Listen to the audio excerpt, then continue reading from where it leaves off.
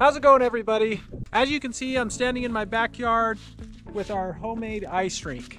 2 years ago, I built my first homemade ice rink. I learned that you could build layers up by using sprinklers or spraying it with a hose and slowly build layer after layer.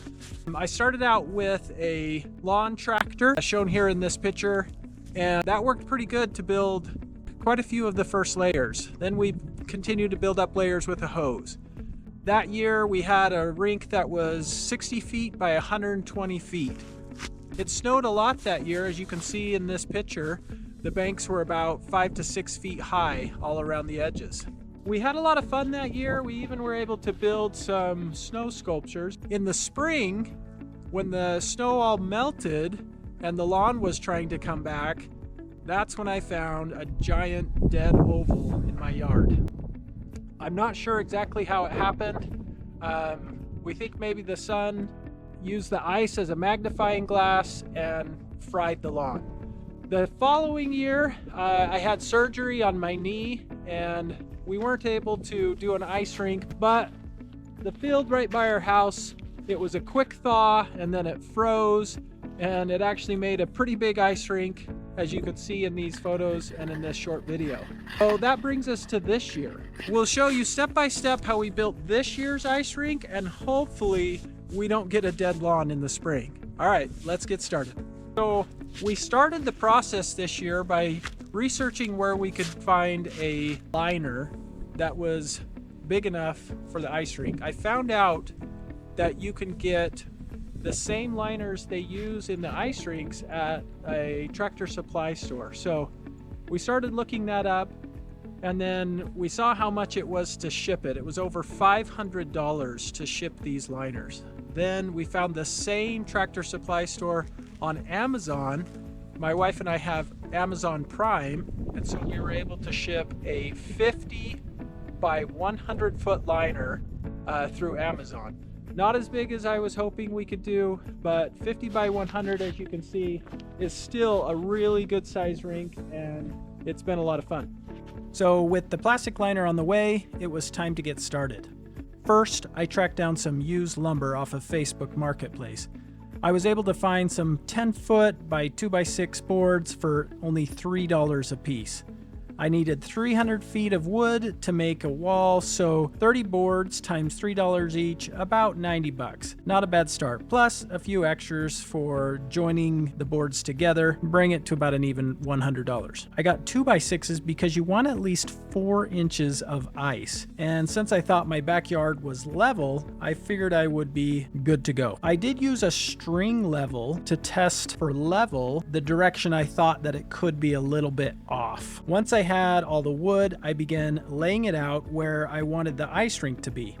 I then started attaching all the 2 by 6s together with 1 foot cuts of the 2 by 6. Once I got them all together, I used a long measuring tape to square up the shape of the rink. The way you get everything square is to measure diagonally across the rink, making small adjustments until both diagonal measurements are the same. The more square the rink is, it's easier to cover with the liner. If your rink is off kilter a little bit, you might not have enough liner to cover it. I did make the rink about 1.5 feet smaller than the liner on each side, so the walls were about 47 by 97. That way there is some overhang to go up and over your wall boards. Some rink building sites suggest 5 feet per side, but that seemed a little overkill for only a 6-inch board. Once I got all the walls squared up, I got the help of my wife and kids to help hold up the walls so that I could then stake them in place. I bought a bundle of 1 by 2 stakes. I bought 2 foot stakes and cut them in half for a better value. I did need to put a point on the other end, but that's not too hard. A pack of 12 stakes is about $10 to $11, so now I have 24 stakes for $10. Here in this video you can see that I'm doing some final connections. I broke the 100-foot sections up into different pieces, so once they were in place and standing up, I had to go back and make sure they were all connected together. I then connected the corners together with some metal corner brackets to ensure that they didn't blow out with the pressure of the water. With the outer frame built, I was now waiting on the weather. You want the weather to be consistently below 32 degrees for at least 4 days. It's nice if the weather stays 32 degrees or lower day and night.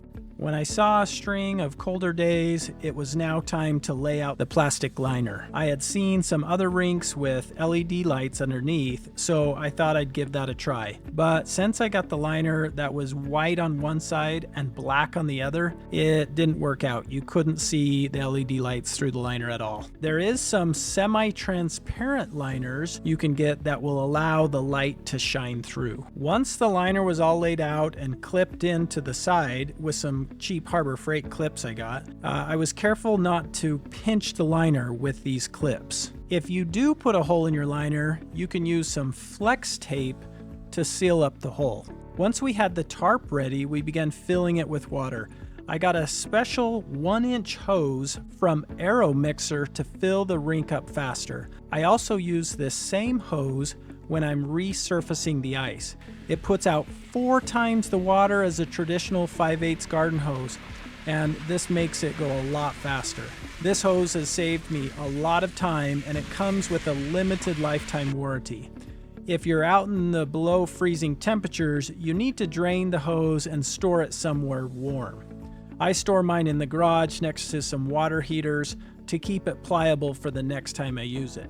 This clip is my wife and I using the pergola to help us drain the hose. I'll leave a link in the description if you want to check it out. It took around 5 hours to fill up to the point I had to stop due to it was going to overflow on one end. I had put a level on the 50-foot width and found it quite level, but I had not done the string level on the 100-foot length, and this is where I had problems. I ended up almost overflowing on one end with 5 inches of water and only about 1 inch of water on the other end. So it was back to the drawing board. I got more 2x6s for the end that was full of water to add some more height.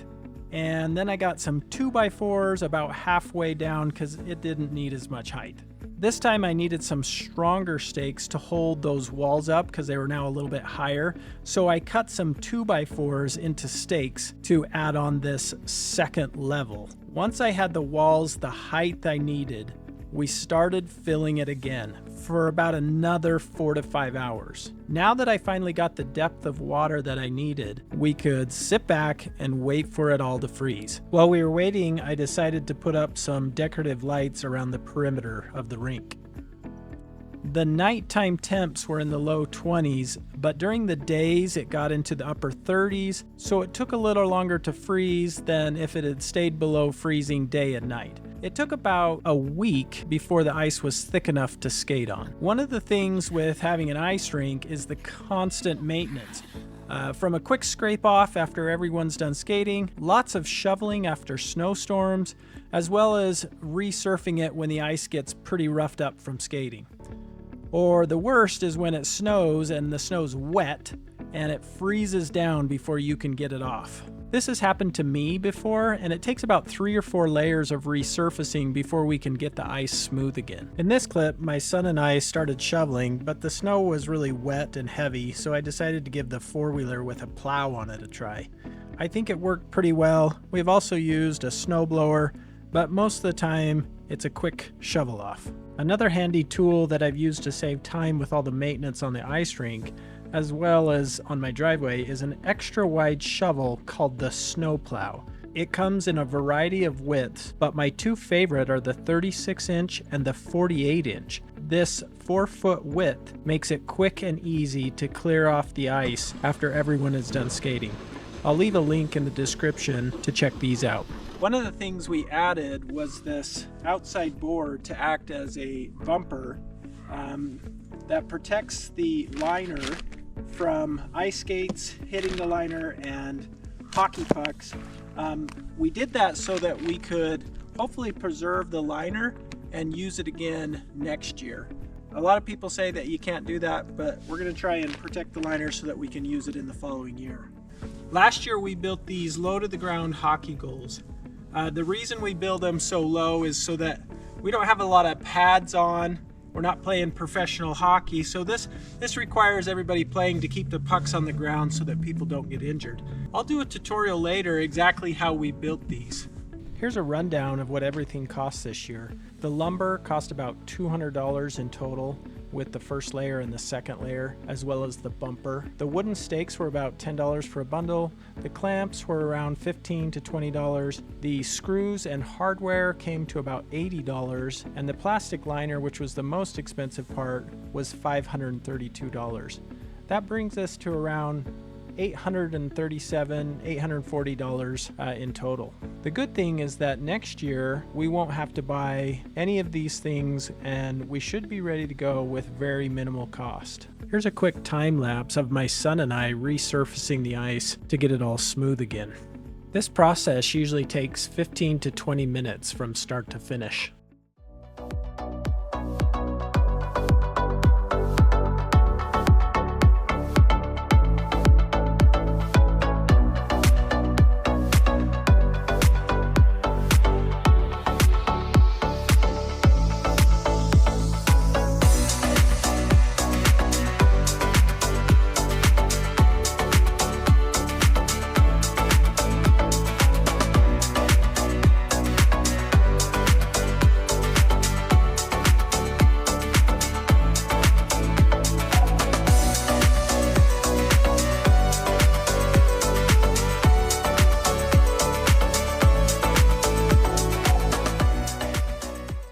Once we got the ice all ready to go, we love having family, friends, and even youth groups come over and enjoy the ice. Here's some footage of everybody having a great time out on the ice.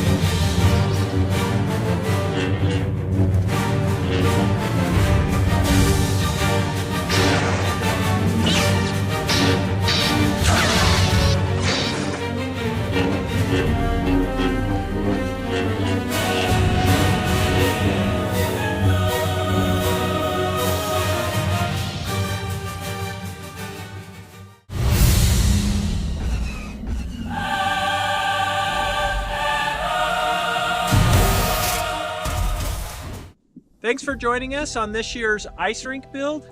Be sure to stay tuned into our channel so you can always be up to date on how's it going.